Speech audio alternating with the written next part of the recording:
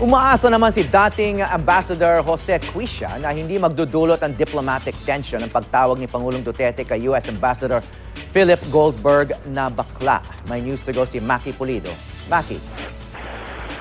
Awi, para kay dating US Ambassador Jose Cuisia, talagang maipapatawag ang Philippine representative sa Washington para magpaliwanag dahil inappropriate ang comment ni Pangulong Duterte tungkol kay US Ambassador Philip Goldberg.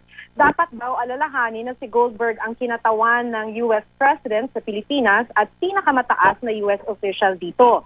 Sabi nga ni Cuisia, buti na lang hindi na siya ang ambassador sa Amerika ngayon.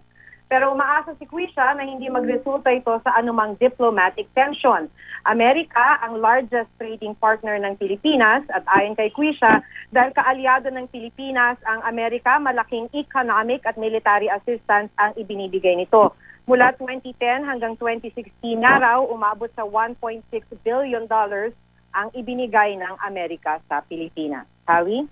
Okay, Maki, hindi ibinabahagi ng dalawang pamahalaan kung ano yung naganap doon sa usapan nung tinawag yung ating Philippine Charge d'Affaires, kumbaga yung parang OIC ng Philippine Embassy sa Washington, D.C. Pero nabanggit ba ni Cuisia kung ano yung kadalasan nagaganap kapag pinatatawag ang ating head of mission sa State Department? Sinesermonan lang ba yun?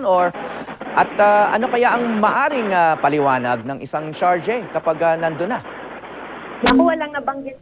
Hindi masyadong madetalye si Ambassador Cuisia tungkol sa ganyan. Ang pagkakabanggit lang niya, talagang this is the diplomatic process. Kung halimbawa, ang isang bansa ay may hinihinging paliwanag mula sa isang bansa, katulad nga nitong nangyaring to, talagang ang hihingan ng paliwanag ay yung Philippine representative. Pero kung ano yung pinag-usapan, kung ano yung pwedeng pag-usapan at pwedeng paliwanag, hindi na niya to idinitalye. Ang sinasabi lang niya, very short.